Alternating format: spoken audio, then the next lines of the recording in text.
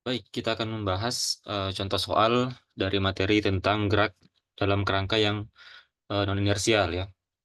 Jadi kita punya soal, eh, jadi sebuah cakram berputar dengan kecepatan sudut omega sebagai fungsi waktu, itu sama dengan t kuadrat dikurang 2t ditambah 1, ya.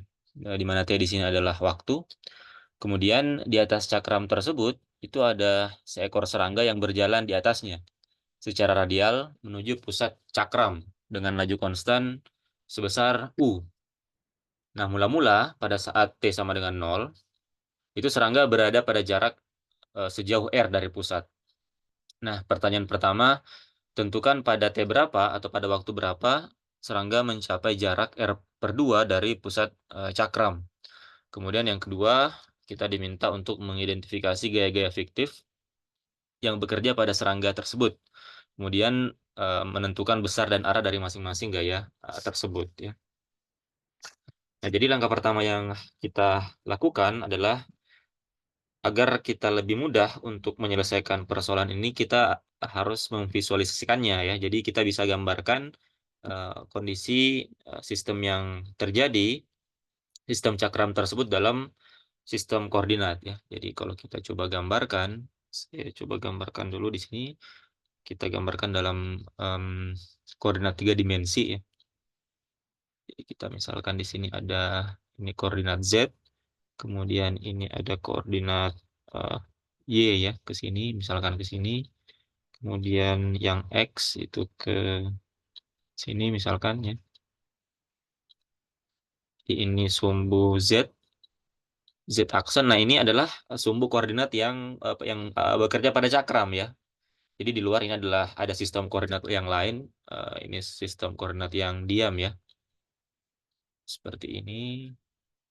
Sebagaimana contoh yang sudah kita bahas di pertemuan sebelumnya, ini sumbu Z, ini sumbu Y, dan ini sumbu X ya.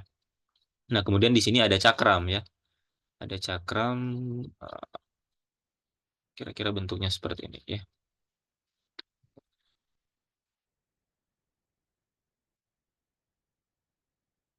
Nah, anggaplah seperti ini ya.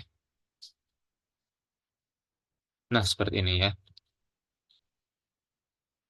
Ini tadi Y aksen, dan ini Z, sorry, ini X aksen. Nah, kemudian si cakram ini dia berputar terhadap,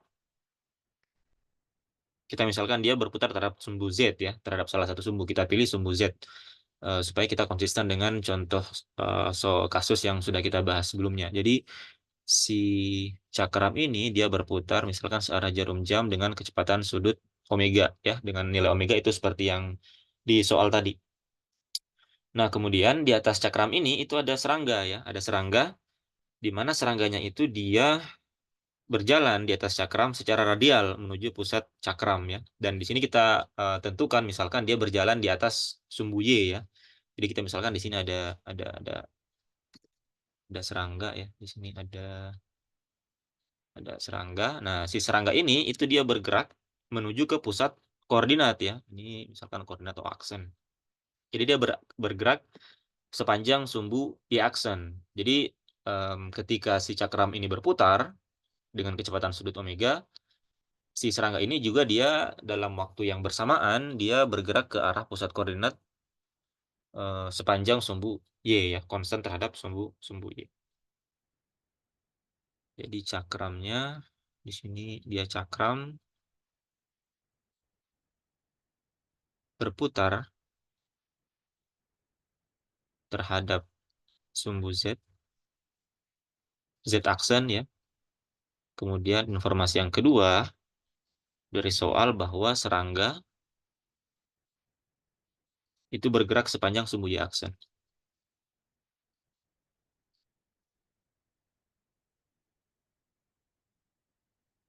Panjang sumbu Y aksen.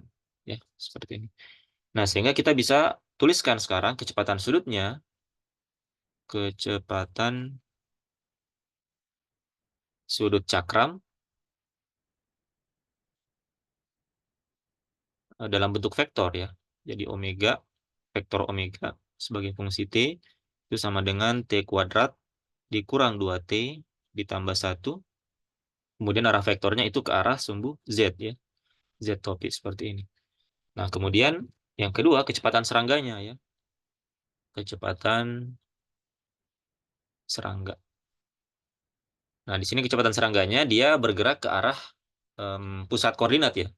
Nah, jadi kalau kita tetapkan ke arah kanan itu dia positif, berarti ke arah kiri atau menuju ke pusat koordinat itu dia negatif ya dalam arah y aksen.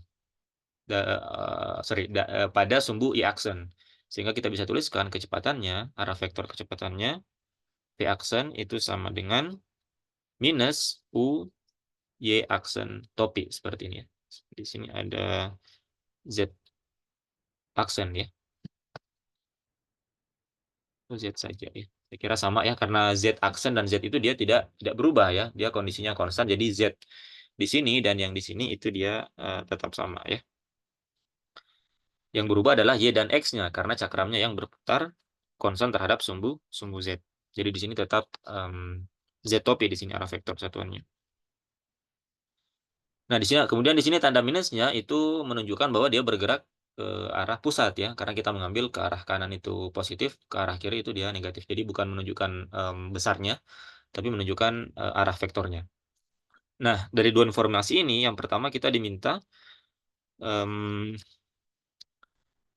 pada waktu berapa serangga mencapai jarak R2 dari pusat. Jadi kita misalkan di sini jari-jari dari si cakram ini itu adalah R ya. Nah, kemudian si serangga ini tuh dia bergerak ke dalam sejauh sejauh jarak R2 dari pusat cakram. Nah, ditanyakan berapa waktu yang dibutuhkan sampai ke titik tersebut. Jadi misalkan titiknya di sini ya. Di sini ada R2. Berapa waktu yang dibutuhkan si serangga ini untuk sampai ke titik R2. Nah, ini kita bisa dengan mudah menggunakan persamaan kinematika ya yang sudah kita bahas di awal-awal kuliah ya, di paruh awal semester.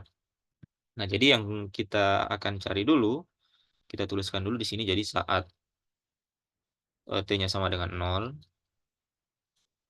itu berarti vektor posisinya ketika vektor R pada saat T sama dengan 0 itu sama dengan R Y topi seperti ini ya, Y topi aksen.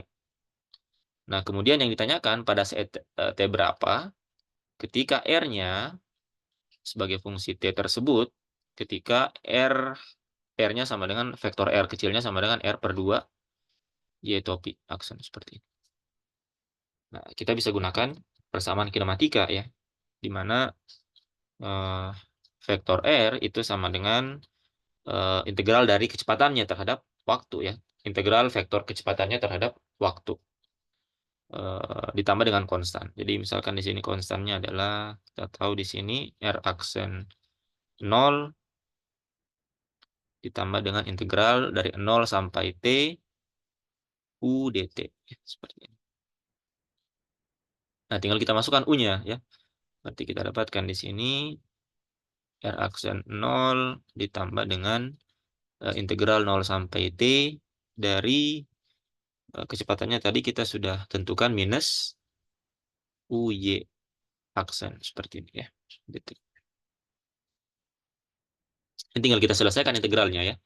Nah, ini kita akan dapatkan R aksen 0 ditambah dengan ini integralnya berarti minus seperdua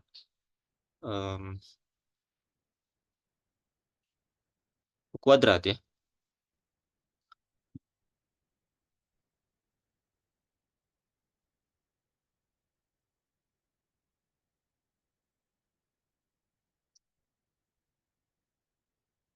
Oh sorry, ini berarti minus UT ya. Karena U-nya itu dia besaran skalar. Berarti di sini kita punya minus UT saja di sini. Minus UT dalam arah vektor Y ya. Batasnya 0 sampai T seperti ini ya.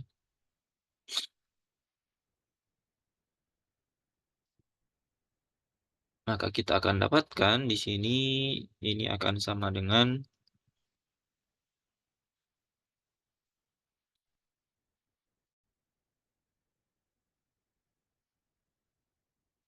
Nah, berarti ini tinggal kita masukkan ya. Berarti di sini kita punya R aksen 0, kemudian ditambah. Di sini berarti untuk batas atasnya T ya, berarti minus UT dikurang, T-nya diganti 0, untuk batas bawah dikurang 0, seperti ini. Arah ya, aksen seperti ini. Nah, seperti ini. Ini berarti RT-nya ya. Nah, sekarang tinggal kita masukkan. Di sini RT-nya itu sama dengan posisi akhirnya adalah R per 2 Y aksen ya. Berarti di sini adalah R per 2 Y topi. Ini sama dengan posisi awalnya itu adalah R Y topi ya. Kemudian di sini menjadi minus ya. Di sini minus UT Y topi aksen. Seperti ini. Nah, tinggal kita selesaikan. Ini kita kumpulkan yang punya variabel R. Berarti ini kita pindahkan ke, atau UT-nya kita pindahkan ke ruas kiri. Ini kita pindahkan ke ruas kanan ya. Berarti kita punya UT Y topi sama dengan R Y topi dikurang R per 2 Y topi, atau sama dengan R per 2 Y topi ya. Nah, karena di sini waktu itu tidak bergantung pada arah vektornya, dia merupakan besaran yang merupakan besaran skalar, jadi kita bisa tuliskan seperti ini. Jadi UT itu sama dengan R per 2 ya. Berarti T-nya sama dengan R per 2 U. Jadi di sini kita sudah dapatkan waktu yang dibutuhkan oleh si serangga untuk menuju ke titik yang berjarak R per 2 dari pusat koordinat. Jadi waktu si serangga tadi itu bergerak dari sini titik R ke titik R berjarak R per 2 dari pusat koordinat itu sebesar R per 2 U. Jadi waktunya R per 2 U. Ya, seperti itu. Jadi kita sudah selesaikan bagian yang pertama ya waktunya. Nah, kemudian yang kedua, kita diminta untuk mengidentifikasi gaya fiktif yang bekerja pada serangga tersebut ya. Nah, kita sudah ketahui ada 4 buah gaya fiktif ya yang ada. Nah, kita akan cari masing-masing dari gaya fiktif tersebut ya. Yang pertama kita punya di sini. Kita tuliskan saja ya.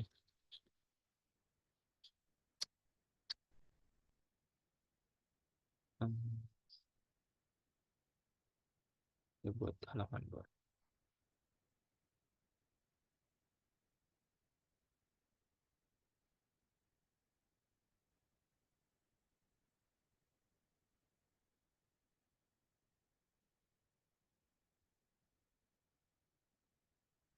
Oke, nah sebelumnya kita punya gaya translasi ya. Kita punya gaya translasi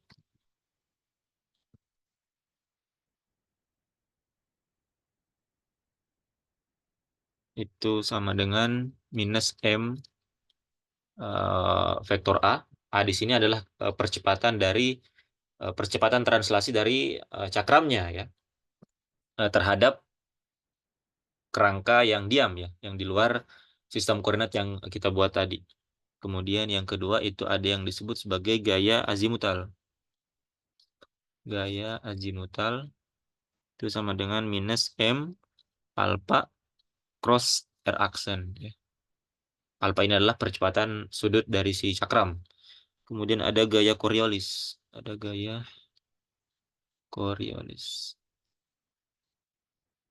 Itu minus 2 M omega cross V aksen.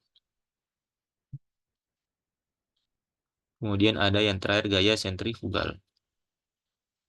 Gaya sentrifugal. Minus M omega cross omega cross R aksen. Nah, seperti ini kita cari masing-masing ya satu persatu.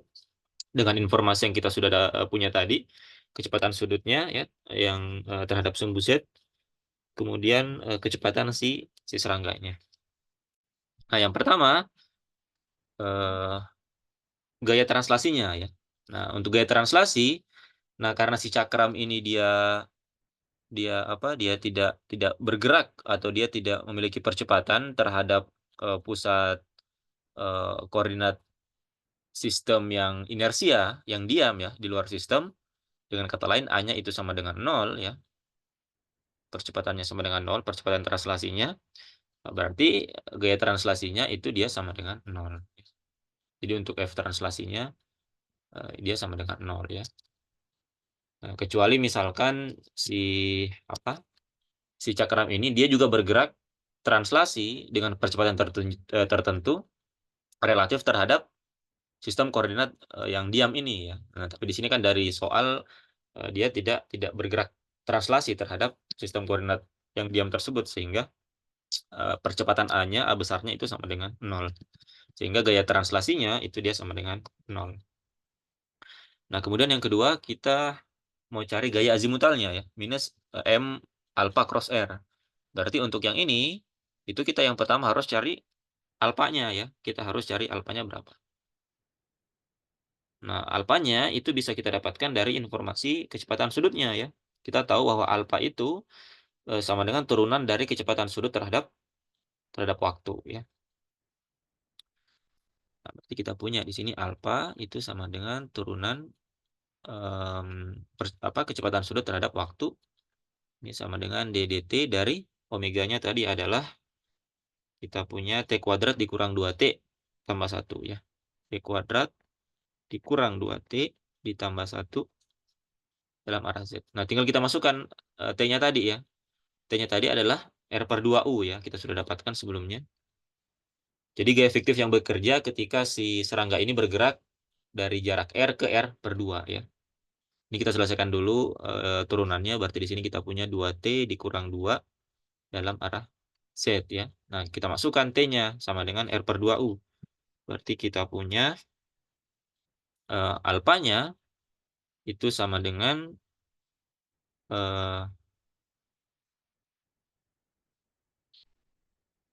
2 kali T-nya adalah R per 2U dikurang 2 Z seperti ini. Atau sama dengan R per U dikurang 2 dalam arah Z aksen ya. Seperti itu. Nah, kemudian tinggal kita masukkan ke dalam rumusan gaya azimutalnya ya. Berarti kita punya di sini F azimutalnya itu sama dengan minus M alfanya kita masukkan ya. Berarti kita punya R per U dikurang 2 Z topi ya, aksen dikroskan dengan R aksen. R aksen itu adalah posisi akhir ya.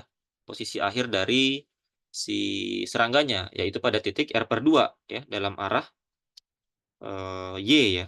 Berarti R per 2 Y aksen. Nah, karena R per U kurang 2 dan R per 2 ini dia konstan, berarti tinggal kita cross produkkan vektor arah vektor satuannya ya. Berarti kita punya di sini sama dengan minus M R per U dikurang 2 dikali R per 2, kemudian Z aksen cross Y aksen ya. Dari aturan perkalian vektor, Z cross Y itu sama dengan minus X ya, minus vektor minus X topi aksen ya. Berarti F azimutalnya minus ketemu minus, berarti kita punya M R per U kurang 2 R per 2 dalam arah X. Nah, ini adalah F azimutal. Nah, jadi kita sudah dapatkan dua buah komponen gaya fiktifnya. Yang pertama tadi yang translasi sama dengan 0, kemudian azimutal ya, seperti ini. Nah, kemudian yang ketiga gaya Coriolis. Nah, kita butuh omega dan V-nya ya. Nah, kita sudah dapatkan V-nya. V-nya tadi itu minus U Y topi aksen. Kemudian omeganya kita juga sudah punya ya di soal ini. Yang kemudian kita akan cari F Coriolis. F Coriolis itu sama dengan minus 2M omeganya tadi adalah ini T kuadrat dikurang 2T tambah 1 ya. T kuadrat dikurang 2T tambah 1 kemudian dikroskan dengan V-nya tadi adalah minus ini arah Z ya, arah Z aksen topi dikroskan dengan ini boleh saja Z, boleh juga Z aksen ya, tapi karena di sini kita akan crosskan dengan vektor satuan aksen. Jadi di sini kita ubah menjadi z aksen. Tapi sebenarnya z aksen dan z itu sama saja karena arah vektor satuan antara keduanya itu dia tidak berubah. Yang berubah adalah x dan y.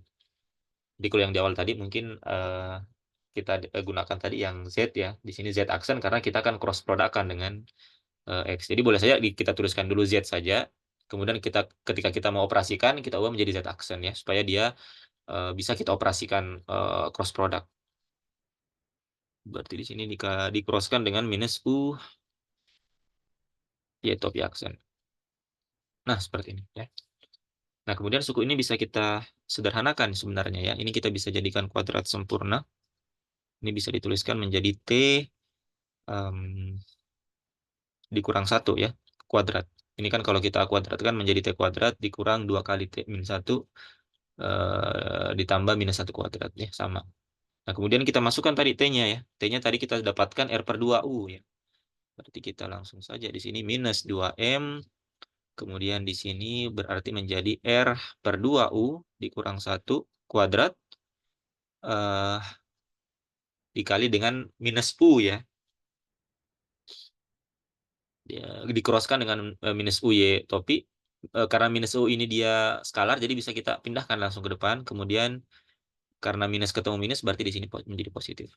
U, kemudian Z-nya, Z vektor satuannya kita crosskan dengan Y topi aksen. Nah, ini sama tadi ya, aturan cross product, vektor satuan Z cross Y itu sama dengan minus X ya. Ini minus X topik aksen. Nanti kita dapatkan F Coriolisnya. Ini ketemu minus lagi, berarti minus 2M R per 2U dikurang 1 kuadrat U X topik aksen. Nah, ini adalah F Coriolis. Nah, jadi kita sudah dapatkan 3 ya. Jadi azimutal, kemudian Coriolis. Gaya Coriolis. Nah, terakhir adalah gaya sentrifugal. Gaya sentrifugal eh,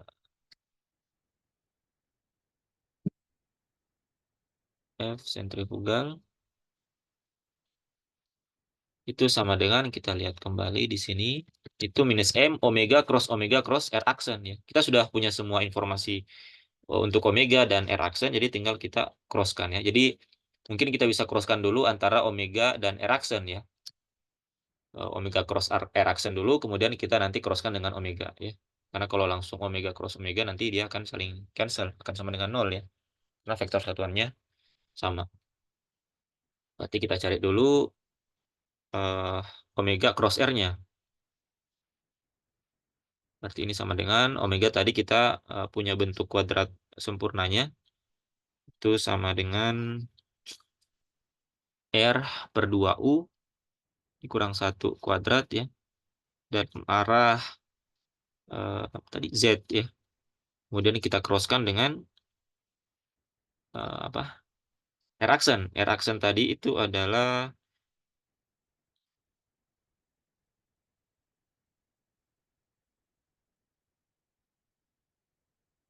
R aksen adalah R per 2 ya.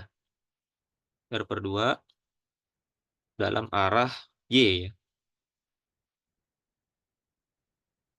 Nah, betul. Seperti ini. Nah, tinggal kita crosskan vektor satuannya ya. Berarti kita punya di sini R per 2U dikurang 1 kuadrat R per 2 Z cross Y, Z topi cross Y topi, sorry, ada aksennya, itu sama dengan minus X ya. Jadi kita punya di sini omega cross R-nya jadi minus di sini ya. Sini X topi X. Nah, kemudian sekarang kita sudah bisa masukkan ke dalam rumusan sentrifugalnya, gaya sentrifugalnya. Berarti ini akan sama dengan minus M omega, omeganya kembali R per 2U dikurang 1 kuadrat Z topi ya. Kemudian dikroskan dengan omega cross R aksen. Omega cross R aksen itu yang ini ya. Berarti dikroskan dengan minus R per 2U kurang 1 kuadrat R per 2 X topik aksen seperti ini. Nah, ini tinggal diperhatikan saja tanda-tanda minusnya ya. Ini minusnya harusnya di luar ya. Ini di luar. Nah, supaya tidak membingungkan. Ya, jadi minusnya keluar, ketemu minus jadi positif. Nah, tapi nanti ada perkalian cross product dari ZX ya, itu menjadi minus Y. Berarti dia akan nanti sama dengan positif ya. Dia akan sama dengan menjadi positif. Berarti ini akan sama dengan sebentar. Ini berarti M ya. Kemudian R per 2U dikurang 1 menjadi pangkat 4 ya. Jadi pangkat 4 menjadi pangkat 4 dikali dengan R per 2. Nah, kemudian Z cross X eh, sebentar.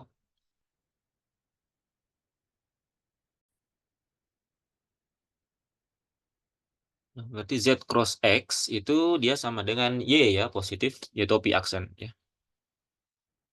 Berarti di sini kita punya minus ketemu minus menjadi positif di sini ya.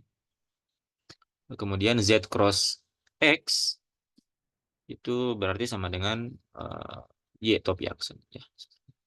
Nah, berarti kita sudah dapatkan gaya sentrifugalnya. Nah, seperti itu ya. Jadi sekarang kita sudah punya 4 buah dari gaya fiktif yang terjadi pada sistem yang di atas ya. Jadi ketika kita punya suatu persoalan seperti di atas yang terdapat gaya fiktif di dalamnya, nah kita langsung membayangkan bahwa secara umum bahwa sistem tersebut dia bergerak translasi dan rotasi ya secara umum. Walaupun misalkan pada contoh soal ini dia hanya bergerak rotasi saja, dia tidak bergerak translasi. Tapi mungkin ke depannya akan ada kasus-kasus di mana misalkan si cakram ini itu dia juga bergerak dengan percepatan tertentu menjauhi si pusat koordinat yang di sini ya, yang diam. Ya. Atau misalkan dia hanya bergerak translasi saja ya. Misalkan si cakramnya tidak berputar, berarti kita mengambil kasus bahwa si serangga tadi itu dia bergerak pada cakram yang diam. Artinya dia bergerak translasi saja ya, kembali ke pembahasan di awal tentang gerak pada kerangka inersia ya, pada kerangka yang bergerak translasi. Jadi ketika mempunyai soal terkait gaya fiktif, kita menetapkan dulu secara umum bahwa sistem tersebut bergerak translasi dan rotasi ya. Sehingga ada 4 kemungkinan gaya fiktif yang terjadi ya. Ada translasi, ada azimutal, Coriolis, dan sentrifugal. Jadi yang gaya gerak translasinya itu berkontribusi pada gaya fiktif gaya translasi ini, sedangkan gerak rotasinya itu berkontribusi pada gaya fiktif eh, tiga ini ya, gaya azimutal, Coriolis, dan sentrifugal. Jadi yang ini itu dari rotasi, yang ini dari translasi. Jadi kalau misalkan sistemnya hanya translasi saja, berarti yang ininya sama dengan nol ya, tiga-tiganya ya. Kalau misalkan dia bergerak translasi saja ya, dia tidak berotasi, misalkan cakramnya berarti yang ini sama dengan nol. Tapi kalau misalkan kasus yang tadi dia tidak bergerak translasi, kita hanya meninjau cakramnya berotasi, maka otomatis ini sama dengan ya. Kemudian tinggal kita identifikasi masing-masing besaran yang kita butuhkan ya. Ada percepatannya, kemudian ada percepatan sudut, kecepatan sudut, kecepatannya ya. Dan itu diberikan di dalam soal ya. Nah, jadi demikian untuk pembahasan contoh soal terkait gerak dalam kerangka non inersia.